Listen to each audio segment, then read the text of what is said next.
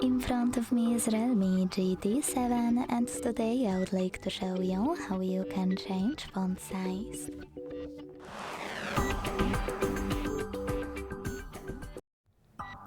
Begin by opening Devices Settings. Now scroll down a tiny bit to click on Display and Brightness. Following that, scroll down again and tap on Font over here. Now you can finally adjust size of it by operating this slider under font size. You can check out Preview at the top.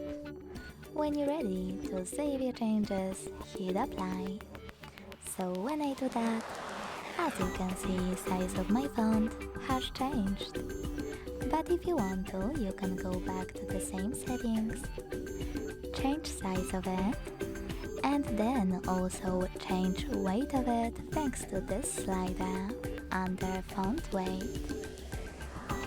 You can also click on this switcher next to adaptive font weight to enable or disable this feature.